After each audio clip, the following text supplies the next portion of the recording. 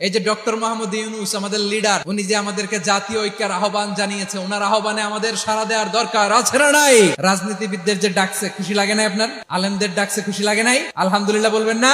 আলহামদুলিল্লাহ। সবাইকে ডেকেছে, ঐক্যবদ্ধ করেছে। আমরা ঐক্যবদ্ধ থাকতে চাই, আমরা ঐক্যবদ্ধ জীবন চাই, আমরা আর কাদা ছড়াছড়ি করতে চাই না। রাজি আছেন সবাই? এখন আমরা যদি ঐক্য নষ্ট করি, আমাদের কি কি সমস্যা, কি ক্ষতি, কি কুফল? অনৈক্যের কুফল কি? কয়েকটা কুফলের কথা বলে শেষ করবো। প্রিয় ভাইরা, what are the drawbacks and disadvantages of division, social and political division in the society? Disunity. আমরা যদি বিচ্ছিন্ন হই, একে অপরের যদি মারামারি করি, একজন যদি আরেকজনের কাফের ফতোয়া দেয়, আমাদের কি ক্ষতি? শুনবেন? কথা কয় না, শুনবেন? এক নাম্বার ক্ষতি হচ্ছে, আমরা যদি বিচ্ছিন্ন হই, আমাদের শক্তি কমে যাবে, আমাদের পাওয়ার আমরা হারাবো। আমাদের কি হারাবো? পাওয়ার। মনে রাখবেন, যখন আমি একা থাকি তখন আমি ব্যক্তি, যখন আমরা সবাই মিলি তখন আমরা শক্তি। এই শক্তি নিয়ে আমাদের সামনে এগিয়ে যাওয়ার দরকার আছে না নাই? তাহলে আমরা যদি নিজেরা বিরোধে লিপ্ত হই, আমাদের ক্ষমতা, পাওয়ার ছুটে যাবে। আমরা এই পাওয়ার হারাতে চাই না, ঠিক কিনা বলেন? রব্বুল আলামিন ঠিক তাই বললেন।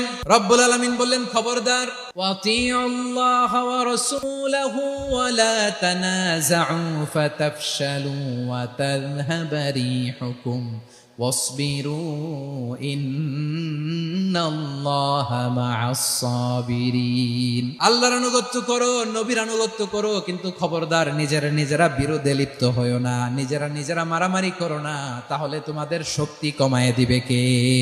ফাতাফশালু, তোমরা সাহস হারাবা, ওয়া তাযহাবা রিহুকুম, তোমাদের শক্তি কমে যাবে, পাওয়ার কমে যাবে। তাহলে আমরা যদি নিজেরা মারামারি করি, আমরা নিজেরা যদি বিচ্ছিন্নতায় লিপ্ত হই, আমরা যদি মতানৈক্য করি, তাহলে আমাদের শক্তি কমে যাবে, ঠিক কিনা? আমরা শক্তি কমাবো।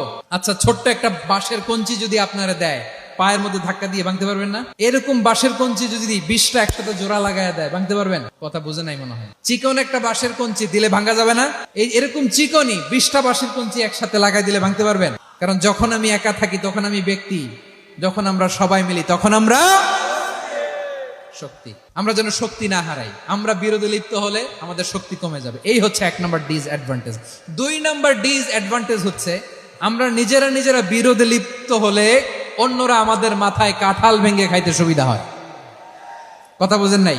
আমরা যদি বিরোধে লিপ্ত হই, তাহলে পরাশক্তিগুলোর সুবিধা, তখন আমাদের কাউকে দিতে হবে ট্রানজিট, কাউকে দিতে হবে সেন্ট মার্টিন, কাউকে দিতে হবে দেশের অর্ধেক। চিল্লায় বলো ঠিক কিনা? নিজেদের প্রবলেম সলভ করার ক্যাপাসিটি আমাদের আর থাকবে না। আমরা যদি বিরোধে জড়াই, আমার কলিজার টুকরা পেকুয়ার ভাইরা, আমরা বিরোধ করব না, আমরা বিচ্ছিন্ন হব না। নিজেরা বিরোধে জড়ালে